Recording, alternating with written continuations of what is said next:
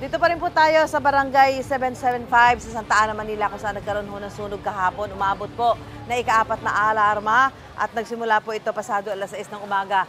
Umabot sa halos 100 kabahayan o 300 pamilya na apektuhan ng sunog dito sa Santa Ana, Manila. Ito pong kahabaang ito ng Onyx Road ay hindi po ito talaga evacuation center. Pero pansamantalang tinutuluyan po ngayon ng mga kababayan natin dahil yung covered court na malapit ho dito sa kanilang nasunog na lugar ay puno na rin ho ng mga nasunugang mga residente dahil nga 300 mga residente ho ay yung 300 pamilya ang naapektuhan po ng sunog na ito na umabot nga sa ika-4 na alarma. Sila po, ito yung mga nakita nyo, may mga tent ho dito, pamilya ho yung magkakasama ngayon dyan. Dito na ho muna sila nagpalipas ng gabi at wala pa ho silang nakikita natin ngayon, wala pa silang pupuntahang iba. Malaman natin dito sa ilang mga residente na sunugan. Ay, nasunugan ho ba kayo kahapon din? Opo. Ano ho, kumusta ho? Nawas out po, wala natira. Wala Pader ho na nga. lang natira. Pader na lang ng bahay Opo. nyo. So dito din ho kayo nagpalipas ng gabi? Opo. Apo, ano ho ang may sinabi ba sa inyo kung saan kayo lilipat? Kasi kalsada ho ito, di ba? Wala po. Wala po. So dito ho muna kayo. Opo. Paano ho? Kumusta ho yung pagtulog nyo kagabi? Eh, hindi nga po nakatulog na maayos eh. Ah. Mainit. Mainit? Opo. Opo. So, yung anong nakatanggap na ba kayo ng tulong? Pagkain, ganyan? Pagkain lang po. Pagkain lang. Ngayong umaga ho, meron na? Wala pa po. Kagabi po? Meron po. Kagabi Pagkain meron. din. So, kahapon dito din agad kayo tumuloy? Opo. At wala pa akong sinabi na kasi kalsada ito ay kailangan mag-maayos din to. Wala akong sinabi kung saan muna kayo lilipat? Wala po. So, dito ho muna kayo? Opo.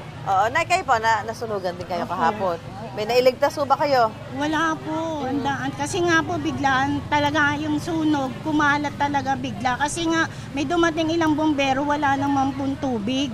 Tapos nahirapan po rin sila ilatag yung papuntang looban kasi masikip lang yung daanan, halos isang tao lang makakadaan. Tapos yung mga taong lumilikas din kasalubungan nila. Oo. Kaya talaga yung hangin po, pag ganun po, kaya dito lahat apektado. Ngayon dito ho ay nasa kalsada kayo, di ba? Ay, kumusta ho yung magdamag nyo? Ay, mahirap po kasi makatulog, lalo yung mga bata. Ilan na ba anak Nainita- niyo? 3 po. Opo. So, may sinabi ba sa inyo kung kayo ay lilipat, saan, kung sakali Hindi po, man? pansamantala po, dito po kami na ni chairman muna. Dito muna kayo sa kalsada Oo, sa talaga? kalsada. Kasi wala naman po kaming court talaga dito sa barangay. Tapos ongoing pa po yung paggawa ng barangay hall namin. Kaya dito po talaga lang wala po. So, kumusta ho yung magdamag nyo? Ang hirap po balisa kasi parang trauma eh. Kasi lalo po kahapon, yung bomberong natabunan, ako po yung nakakita doon mismo sa bahay namin.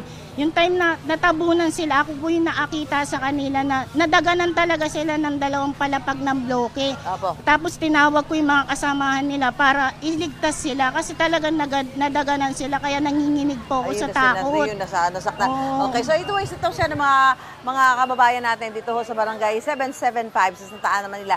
Itong Onyx Street, bahagi po ng Onyx Street, pansamantala ho nila inookupa at wala pa hong sinasabi ngayon kung saan sila maaaring pansamantalang lumikas habang hindi pa naitatayo yung kanilang mga nasunog na bahay dito nga ho sa bahaging ito ng Barangay 775 sa Santa Ana, Manila. Yan po muna ang sitwasyon.